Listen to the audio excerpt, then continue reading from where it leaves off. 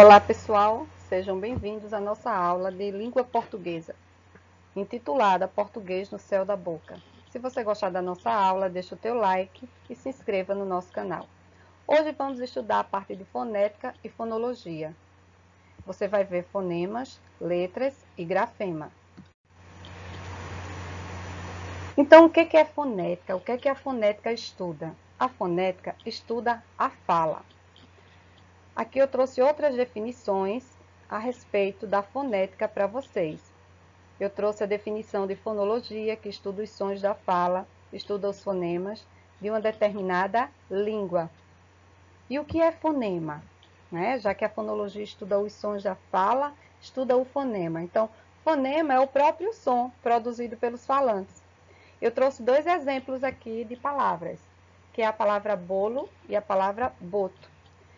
É comum as crianças em início de aprendizagem, elas trocarem, se o professor falar rápido, bolo, boto, trocar a grafia desses dois fonemas. Por que isso acontece?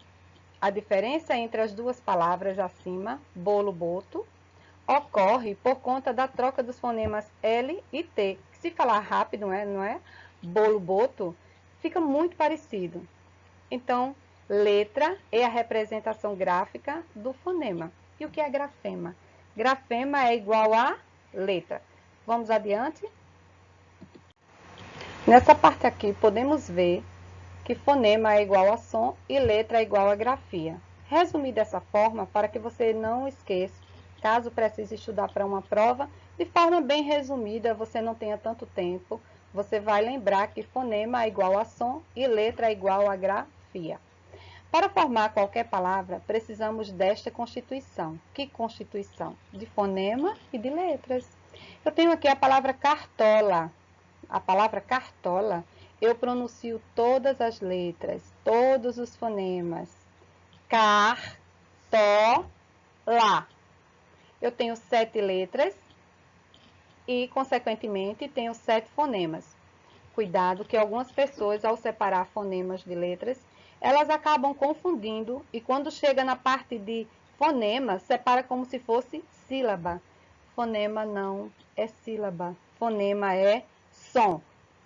Na palavra carro, eu tenho 5 letras e 4 fonemas. Como que isso acontece? Justamente porque os dois R's, ele tem apenas um som. Ele sai de uma só vez quando a gente fala a palavra carro. Por essa maneira, eu vou contar assim, ó. C, uma letra. A, 2 letras. RR, mais 2 letras. O, outra letra. Então, aqui eu tenho 5 letras. E se eu for contar como fonema? O C, um fonema. O A, um fonema. Os dois R's, som de apenas um fonema. E o O, outro fonema. Então, por isso que eu vou ter 4 fonemas, porque os dois R's têm apenas um som. Na palavra táxi, eu tenho uma inversão aqui dos sons, não é? Como assim essa inversão? Eita, quase não saía. É porque, gente, na palavra carro, eu tenho menos fonemas do que letras. Já na palavra táxi, eu vou ter mais fonemas do que letras. Por que que isso acontece? Porque a letrinha X, nesta palavra e em mais algumas outras, não em todas, ela vai ter o som de KS. Por esse motivo, eu tenho 4 letras e 5 fonemas. Na palavra goiaba, eu consigo pronunciar todas as letras. Goiaba. E dá para ouvir todas. Goi. Eu sei que tem G-O-I. Aba. Tá? Então, eu tenho 6 letras e 6 fonemas. Aqui eu trouxe um exercício para vocês. Esse exercício eu quero que vocês me digam quantos fonemas apenas, letras não, quantos fonemas tem as palavras cambalacho, carretilha e circunferência. Eu tenho aqui as questões de letra A, B, C, D e E. Na letra D começa pela palavra 7. Eu fiz isso propositalmente para que surja dúvidas, embaraço, porque diante de uma prova é mais ou menos dessa forma que acontece, tá? Então, na palavra cambalacho, eu tenho que lembrar que esse M, que forma o som can, ele sai anasalado. Por esse motivo, esse som de M, ele sai da boca como se fosse um acento tio em cima do A. Então, eu tenho 3 letras em can, C-A-M, e 2 fonemas. E eu quero apenas o número de fonemas, eu não quero o número de letras. Então, eu tenho 2 fonemas aqui. Em Ba, mais 2 são 4. Em Lá, mais 2 são 6. O CH tem um único som, que é o de X, 7. E o O, 8. Opa, eu já sei que a primeira palavra tem 8 fonemas, né? Ainda não está tão fácil, porque eu tenho 4 alternativas aqui que me dão 8 fonemas. Vamos mais adiante. A palavra carretilha, eu falo K, o C e o A, não é? 2 fonemas. O RR, apenas um fonema, lá vão 3. O E, 4 fonemas. TI, 6 fonemas. O LH, apenas um som, né? Li, apenas um som, 7. E o A, 8 fonemas. Opa! Eu tenho aqui, ó, na letra B tem 2 8, né? 8 e 8. A letra E também tem 8 e 8. Eita! Então, você está entre a letra B e a letra E. Uma das duas é a correta, apenas uma, tá? Então, vamos tirar essa dúvida agora. Na palavra circunferência, eu tenho CIR, C-I-R, 3 fonemas. Esse N, ele aparece um som anasalado, como se esse N tivesse um acento tio em cima do U, tá? Ao invés de 3 letras, são 2, tá? Então, em vez de 6 letras aqui, circun, eu tenho 5. Fé, mais 2, 7, né? Aí, rem, por causa desse N, ao invés de 3 letras, 2, 9. Cia, então, 12 fonemas. Cia vai formar 9, 10, aliás, 10, 11, 12 fonemas. Por esse motivo, certo? A questão correta, a alternativa correta, melhor dizendo, é a letra E. Circunferência tem 12 fonemas. Se você duvida, você separa bem direitinho aí no papel, que você vai ver aí na sua casa, tirando a prova dos 9. Nesse outro slide aqui, encontramos falando de encontros vocálicos, né? Não se fala de fonema sem se ter em mente os encontros vocálicos. Vocálicos me lembra vogais. Vamos lá a definição? Encontros vocálicos são encontros de vogais e semivogais em um vocábulo, ou seja, em uma única palavra, sem consoantes intermediárias. Então, vogal é o som forte, a semivogal é o som fraco. Lógico que eu estou falando quando estiver juntas, 2 vogais, tá? Então, quando eu tiver uma palavra e nessa palavra tiverem 2 vogais, essas 2 vogais vai ter um som mais fraco e a outra um som mais forte. A que tiver o som forte vai ser a vogal e a que tiver o som mais fraco será chamada de semivogal. Eu tenho a palavra beijo, né? Beijo tem 2 vogais. É lógico que uma é vogal e a outra é semivogal. Como é que eu faço para identificar? Primeiro, eu sei que na palavra beijo, as 2 vogais não se separam, porque eu tenho aqui um ditongo, ela fica junta, tá? As 2 vogais ficam juntas. Então, eu tenho beijo, tá? Então, quando eu falo beijo, é como se eu falasse beijo, né? Beijo. É quase eu não escuto o som do I, tá? Então, o E é uma vogal e o I, como o som é mais fraquinho, ele é chamado de semivogal.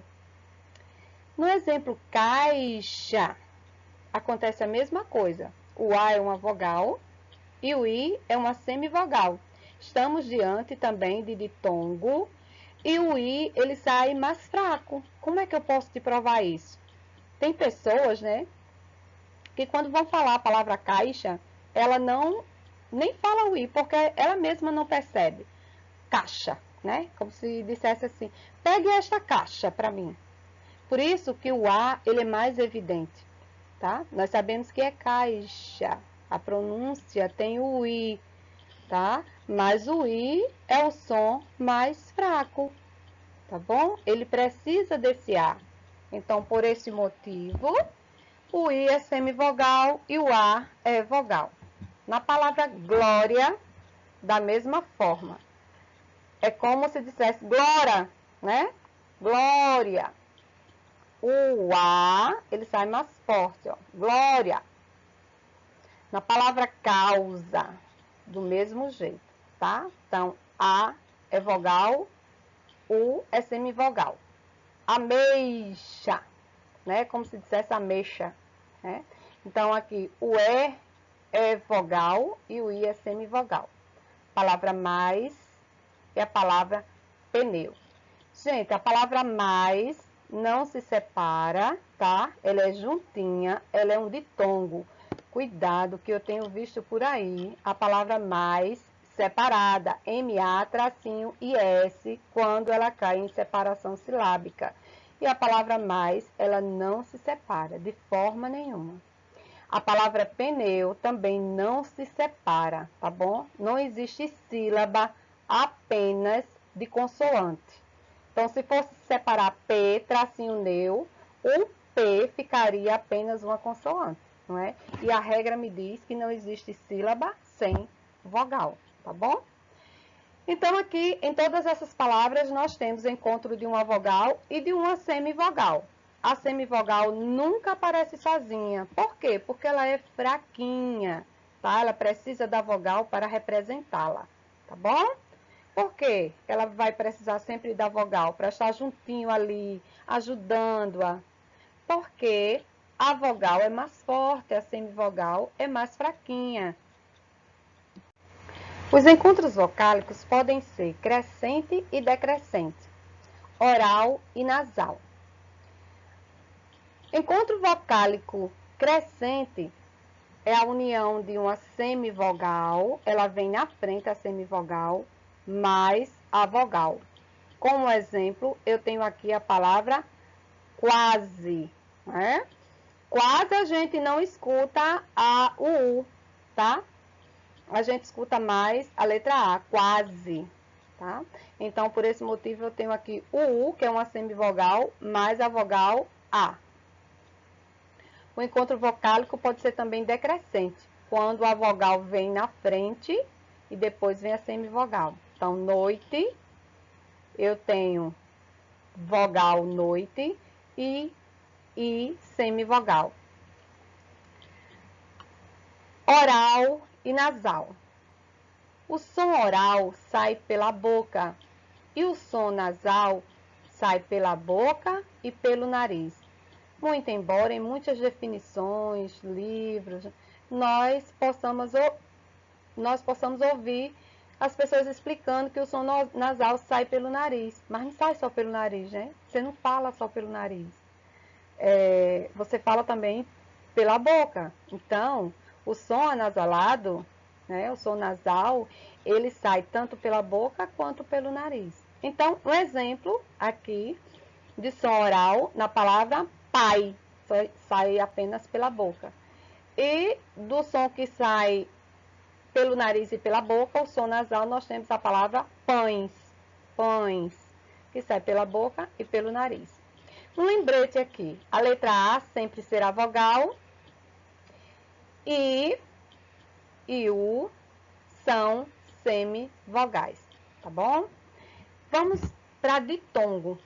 Ditongo, na própria palavra, já diz ditongo, de duas, tá? Juntas. Então, encontro de uma vogal e uma semivogal, ou vice-versa, encontro de uma semivogal mais uma vogal, numa mesma sílaba. Ditongo, as vogais não se separam, tá certo? Esses ditongos podem ser crescente, decrescente, oral e nasal. Na letra A, temos aqui um ditongo crescente. A semivogal vem antes da vogal, por exemplo. Quadrado. Sagui, série. Eu tenho semivogal U na palavra quadrado e tenho a vogal. Então, no ditongo crescente, vem antes a semivogal e depois a vogal. Na letra B, eu tenho exemplos de ditongo decrescente, quando a vogal vem antes da semivogal. Eu trouxe como exemplo a palavra pai e a palavra noite. Então, todas duas são exemplos de ditongo decrescente, tá bom? Então, eu tenho pai, eu tenho A, que é vogal, e I, que é semivogal. Notem que a vogal está vindo antes da semivogal. Por esse motivo que eu tenho ditongo decrescente. Como exemplo de ditongo oral, quando o A sai apenas pela boca, eu trouxe o exemplo da palavra pai e trouxe o exemplo da palavra série, tá? No exemplo de ditongo nasal, eu trouxe dois exemplos, mãe e pães. Vejam que o som sai tanto pela boca como pelo nariz. E tritongo, que não poderia deixar de ter, não é? Então, é o encontro de uma semivogal, mais uma vogal, mais uma semivogal, tá?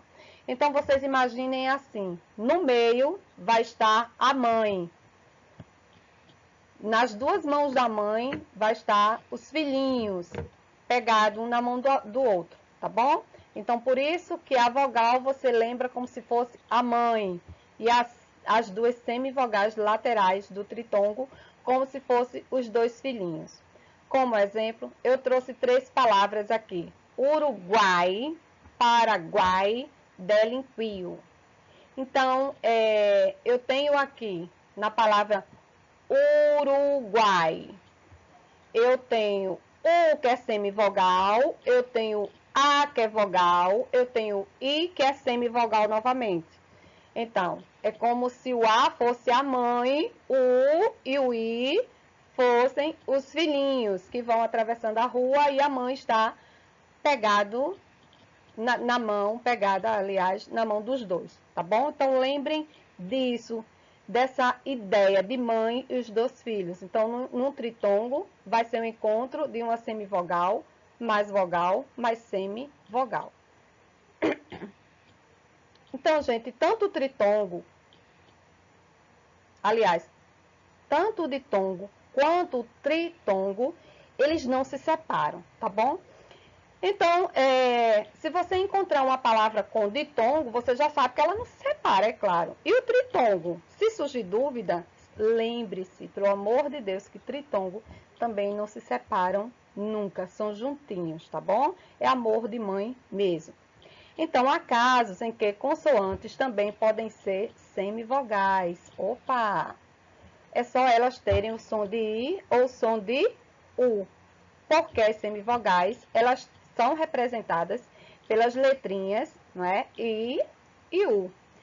Exemplos: homem. Quando eu falo a palavra homem, esse último M tem som de I, não é?